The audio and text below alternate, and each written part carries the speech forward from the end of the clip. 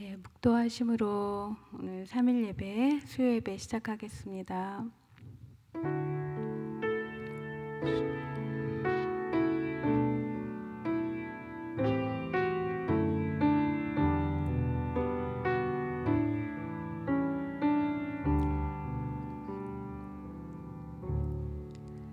하나님 감사합니다. 오늘도 우리가 주님을 예배하기 위해 이 자리에 모였습니다.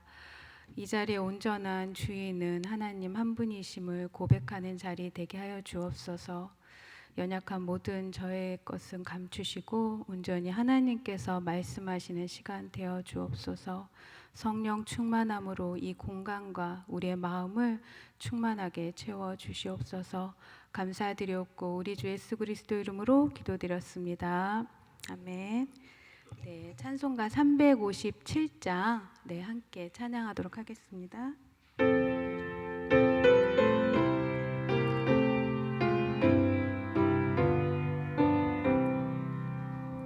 주 믿는 사람 일어나 다 힘을 합하여 이 세상 모든 마귀를 다 쳐서 멸하세.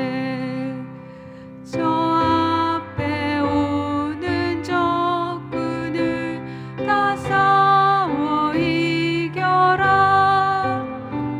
주 예수 믿는 힘으로 온 세상 이기네. 믿음이 이기네. 믿음이 이기네. 주 예수를 믿음이 온 세상 이기네. 온 인류 마귀 계율로 큰 죄에 빠지니 진리로 띠를 띠고서 늘 기도드리세. 참 믿고 의지하면서 겁 없이 나갈 때 주 예수 믿는 힘으로 온 세상 이기네. 믿음이 이기네. 믿음이 이기네. 주 예수를 믿음이 온 세상 이기네. 끝까지 이긴 자에게 흰 옷을 입히고 또 영생 복을 주시니 참 기쁜 일일세. 이 어두운 세상 지나서 저 천성 가도록 주 예수 믿는 힘으로 온 세상 이기네. 믿음이 이기네. 믿음이 이기네. 주 예수를 믿음이 온 세상 이기네. 네, 아멘. 네, 김기현 집사님 기도해 주시겠습니다.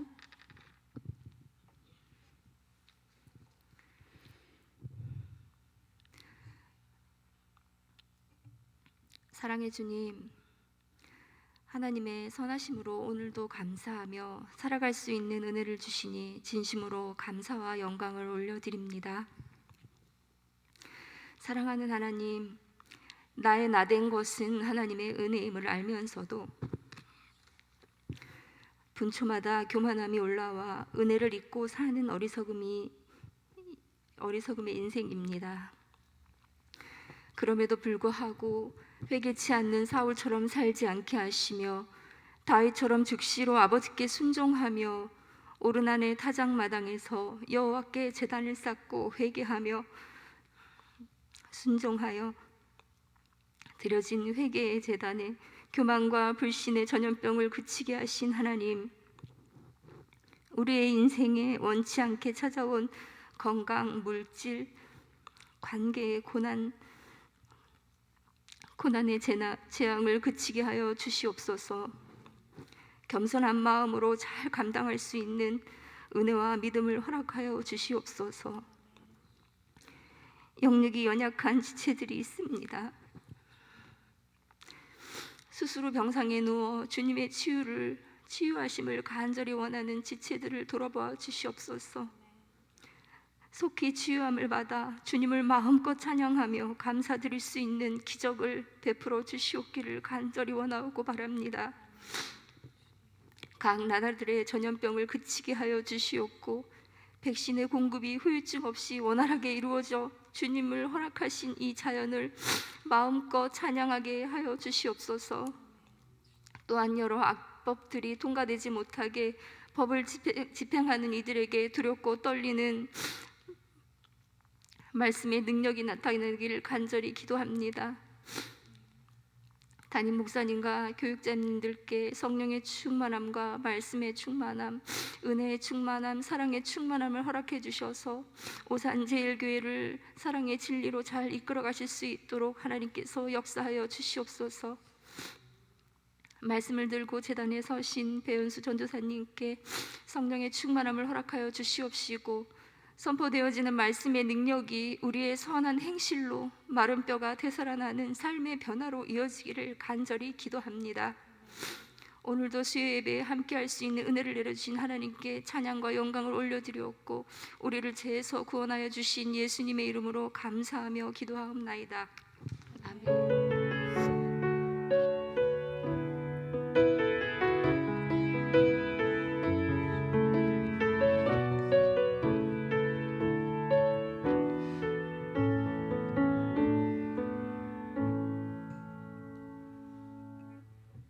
오늘 말씀은 야고보서 4장 1절에서 10절 말씀입니다. 야고보서 4장 1절에서 10절 말씀.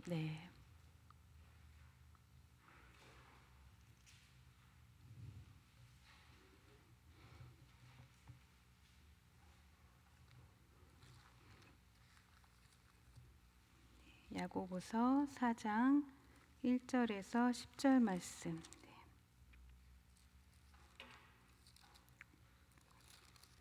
한 절씩 번갈아 가면서 읽고 마지막 절은 함독하도록 하겠습니다. 너희 중에 싸움이 어디로부터 다툼이 어디로부터 나느냐? 너희 지체 중에서 싸우는 정욕으로부터 나는 것이 아니냐?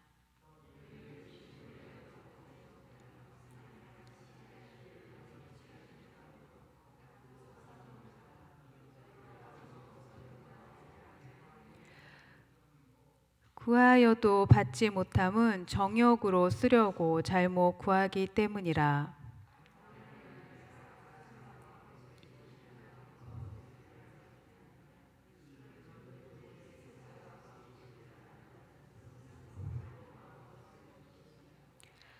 너희는 하나님이 우리 속에 거하게 하신 성령이 시기하기까지 사모한다 하신 말씀을 헛된 줄로 생각하느냐?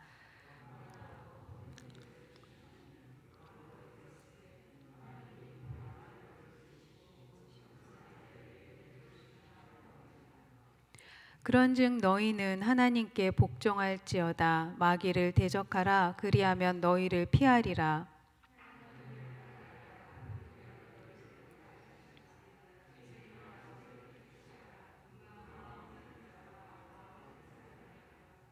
슬퍼하며 애통하며 울지어다. 너희 웃음을 애통으로 너희 즐거움을 근심으로 바꿀지어다.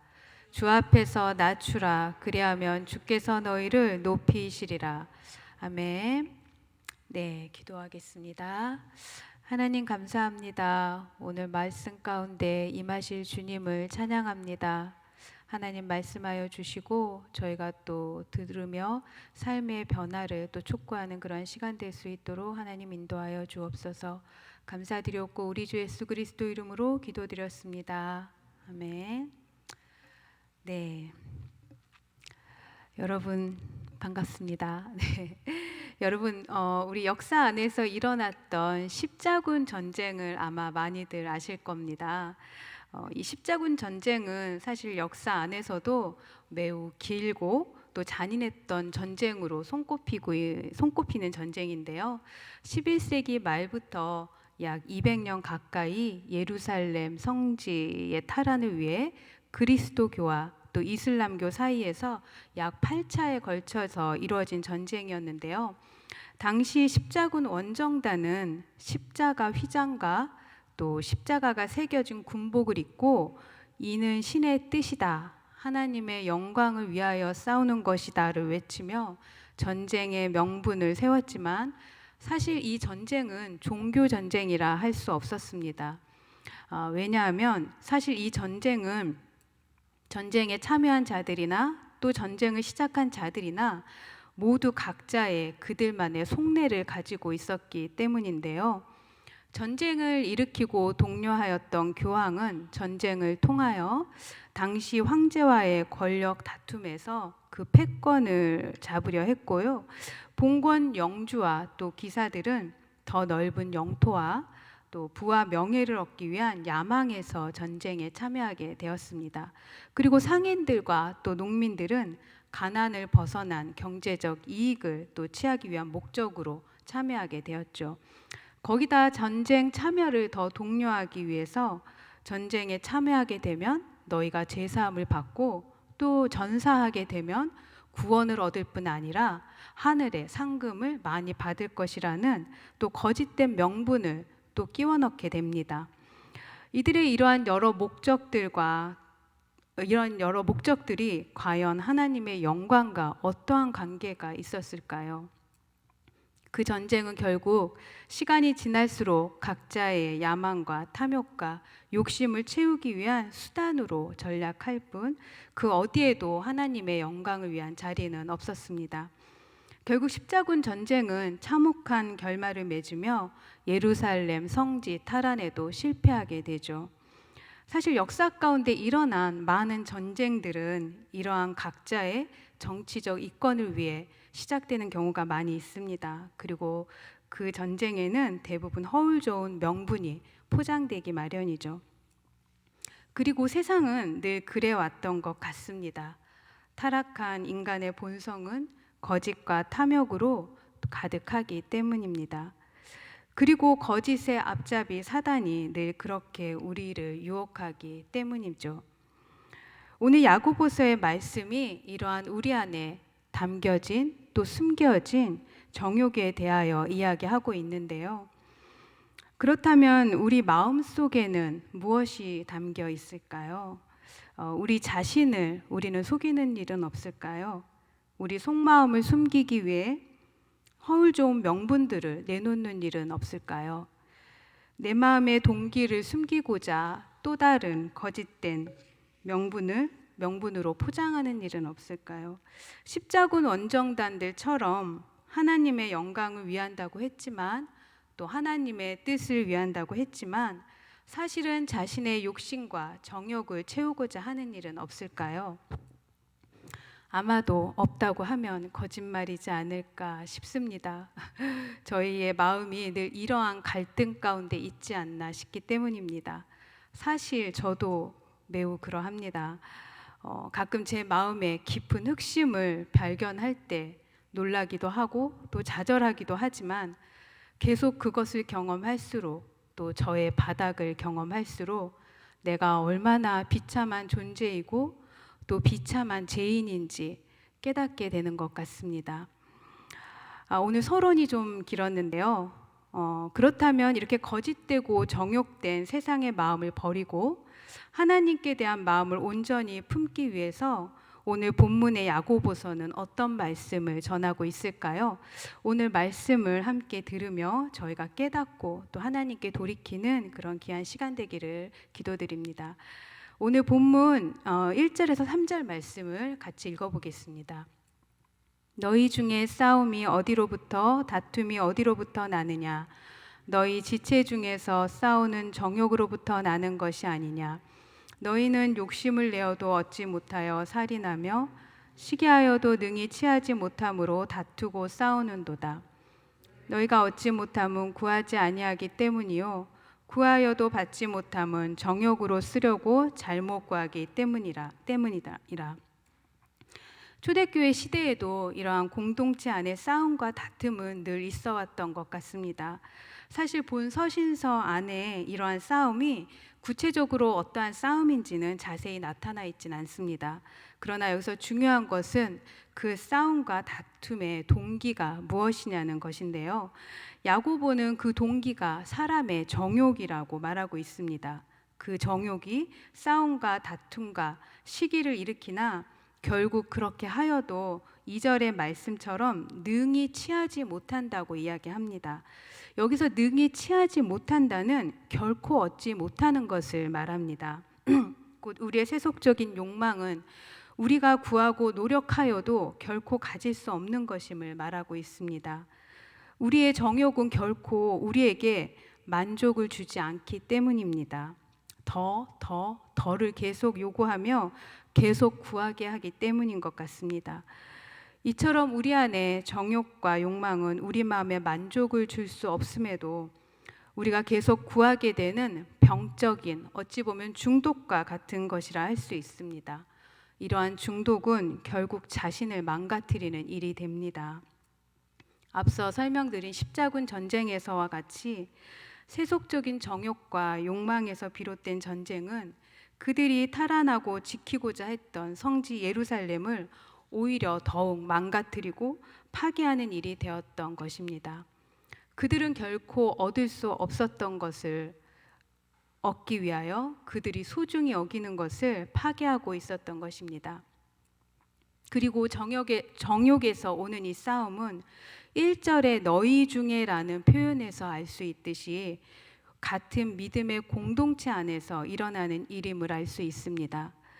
교회 안에서 하나님의 뜻과 진리를 위해 싸움을 하는 것처럼 보이지만 실상은 인간의 타락한 본성 안에 담긴 정욕과 욕심과 시기가 동기가 되어 싸우고 다투게 된다는 것입니다. 겉으로는 하나님을 위한 열심인 것 같지만, 하나님을 위한 경건인 것 같지만 그 속에는 인간의 교만과 탐심, 야망과 복수심, 시기와 질투로 얼룩진 비참하고 부패한 우리의 마음이 숨겨져 있는 것입니다. 그리고 이것은 세상 사람들의 모습이 아니고 우리 믿는 자들, 우리 그리스도인들 안에서 나타나는 일이었습니다.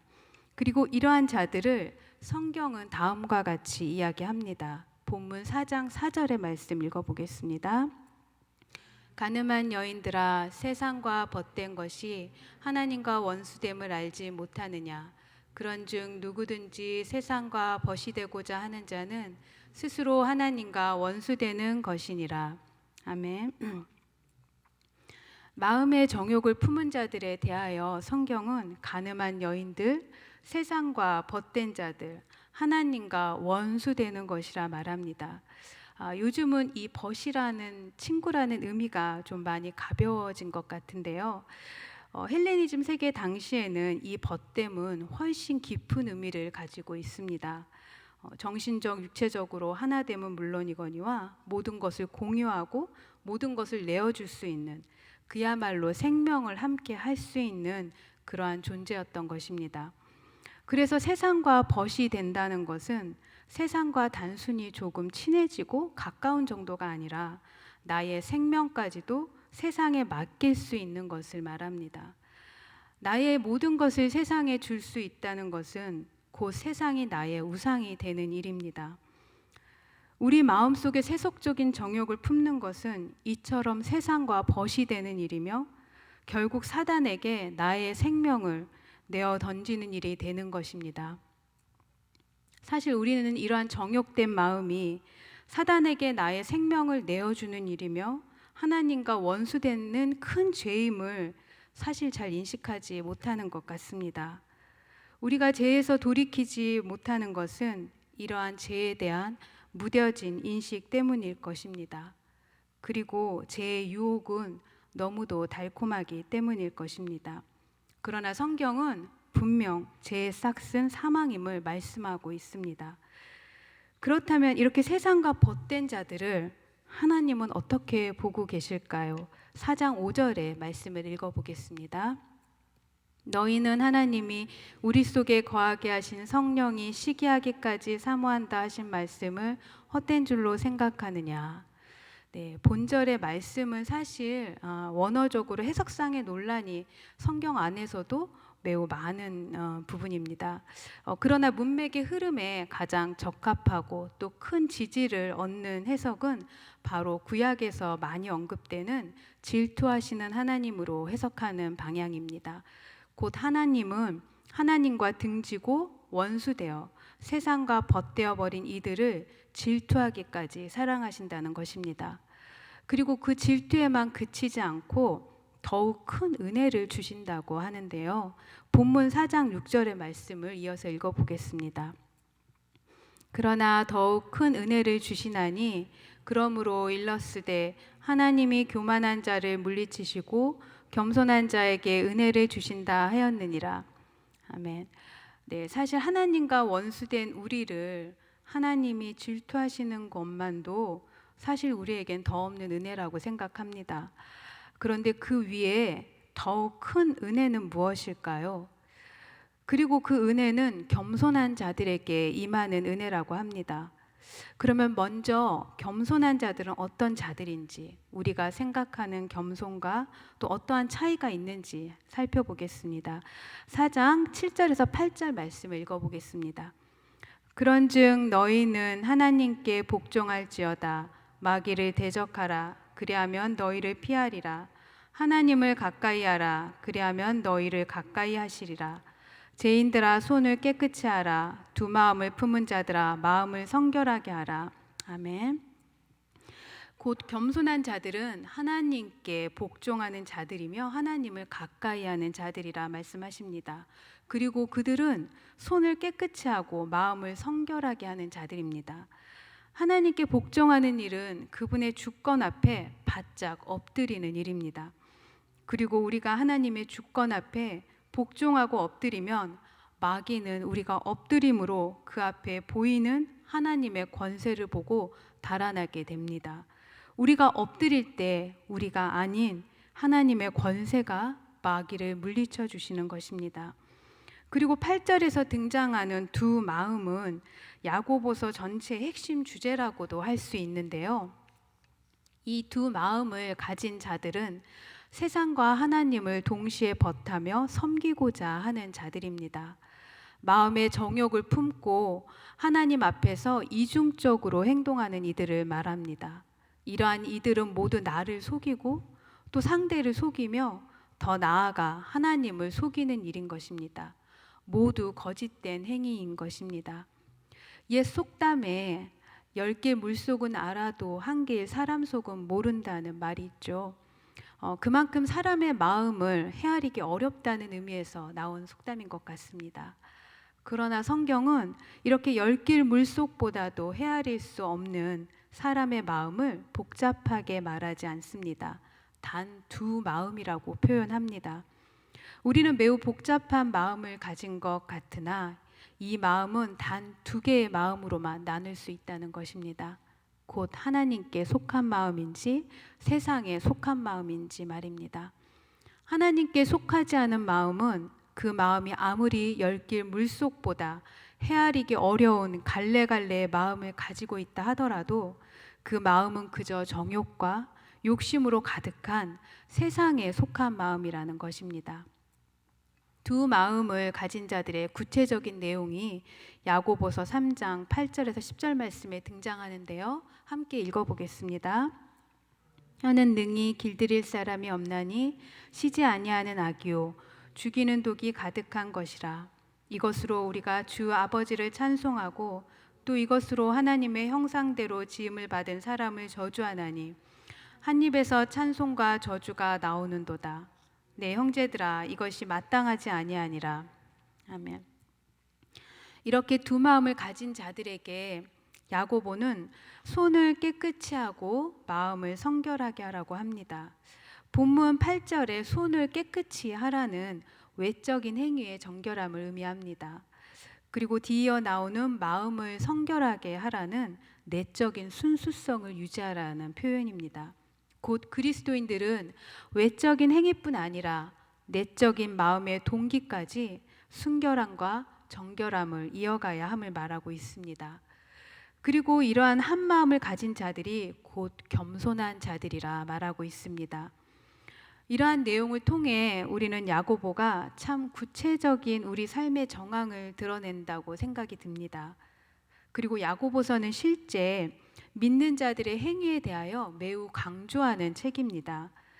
이처럼 믿음보다는 행위를 강조한다는 이유로 야고보서는 이신칭의를 외치던 종교개혁가 루터로부터 한때 지푸라기 서신이라고 일컬어지며 정경 중에서 하찮게 여겨졌던 때도 있었습니다. 야고보서 2장 14절, 17절, 22절 말씀을 화면을 보고 함께 읽어보겠습니다. 내 형제들아, 만일 사람이 믿음이 있노라 하고 행함이 없으면 무슨 유익이 있으리요? 그 믿음이 능히 자기를 구원하겠느냐? 이와 같이 행함이 없는 믿음은 그 자체가 죽은 것이라.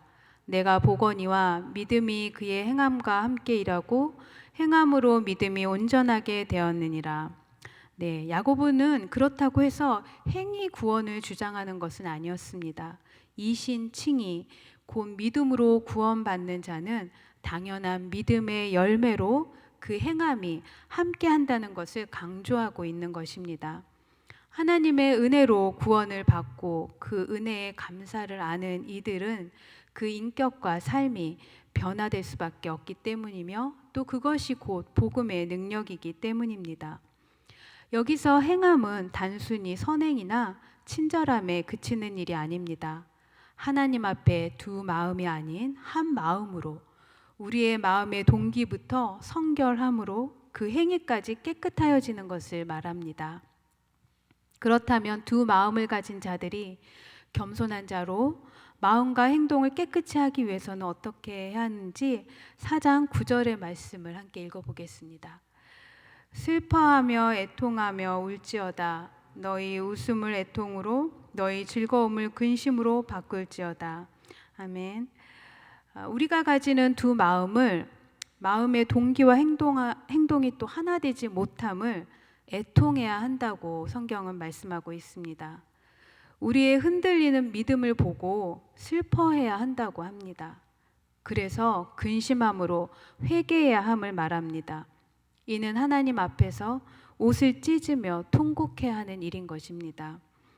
그럼에도 우리의 두 마음은 이러한 죄에 대한 마음마저 무뎌지게 하지 않았나 싶습니다.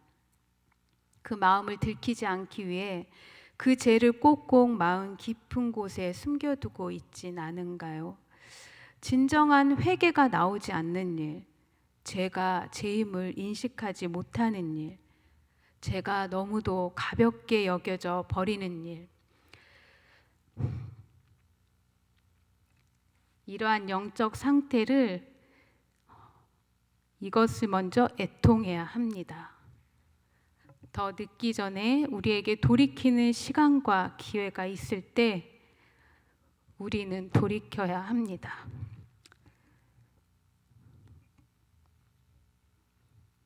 슬퍼하고 애통할 수 있을 때 우리는 슬퍼하고 애통해야 합니다. 주님 다시 오실 때 그러면 그때는 우리는 슬픔이 아닌 애통이 아닌 진정한 기쁨을 누릴 수 있기 때문입니다. 회개는 돌이키는 자리입니다. 다시 그 자리에 머물지 않는 것입니다. 우리의 회개는 어떠합니까? 우리는 말씀을 듣고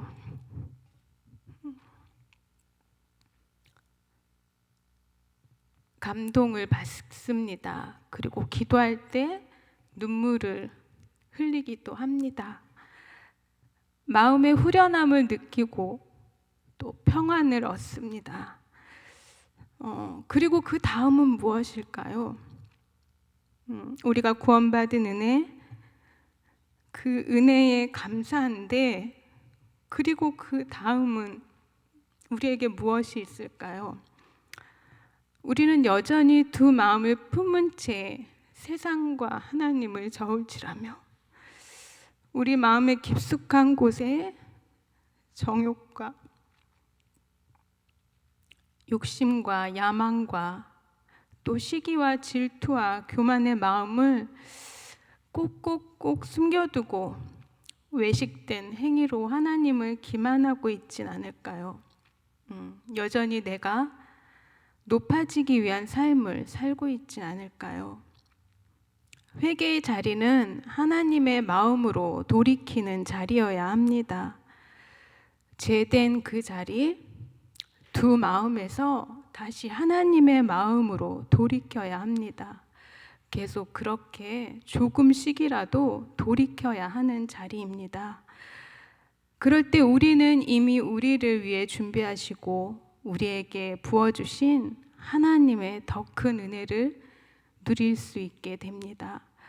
그러한 자에게 주시는 더 큰 은혜를 성경은 다음과 같이 말씀합니다. 4장 10절의 말씀을 읽어보겠습니다. 주 앞에서 낮추라. 그리하면 주께서 너희를 높이시리라. 아멘. 겸손함으로 회개하고 주 앞에서 낮추인 자들에게 하나님은 그들을 높이시는 큰 은혜를 주십니다. 이 큰 은혜는 이미 우리에게 부어주신 은혜입니다.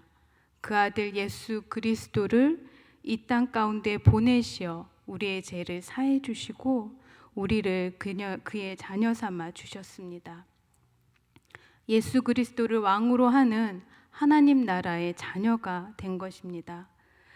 왕의 자녀는 그 위치나 신분이 더 이상 높아질 것이 없습니다. 이미 우리에게 그러한 은혜를 주셨습니다. 우리에게 더 이상 높아질 수 없는 높은 자리를 주신 것입니다. 그리고 그 은혜는 진정한 겸손과 회개의 자리에서만 누릴 수 있는 은혜입니다. 우리가 어떠한 자들이었으며 그리고 지금 어떠한 존재가 되었는지 알게 되면 하나님의 권위 아래 우리의 정욕과 교만과 욕심을 내려놓을 수 있을 것입니다.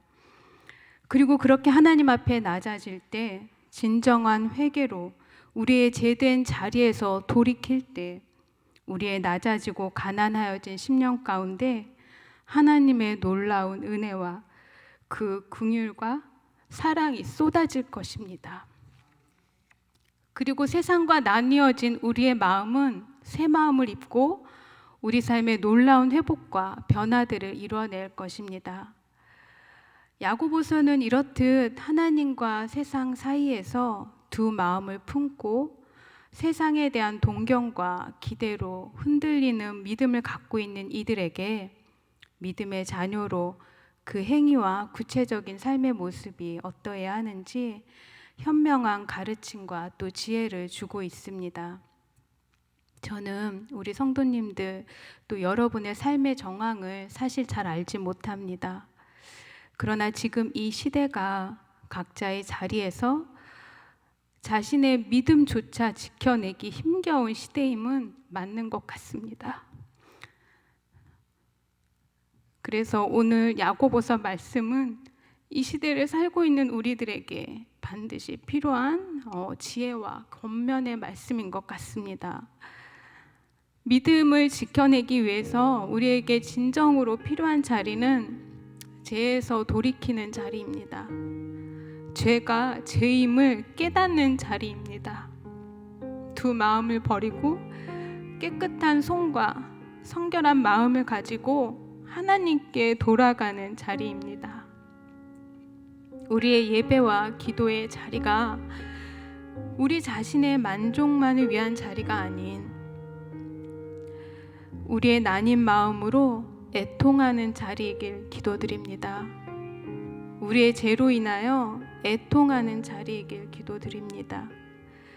그래서 죄에서 돌이키는 자리, 하나님을 향한 한 마음으로 돌이키는 자리이길 간절히 기도드립니다.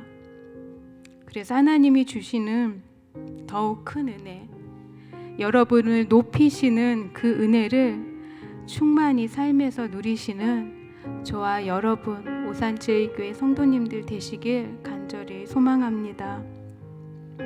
오늘 이 시간이 그러한 돌이키는 자리가 되길 소망하며 여호와께 돌아가자 함께 찬양 드리겠습니다.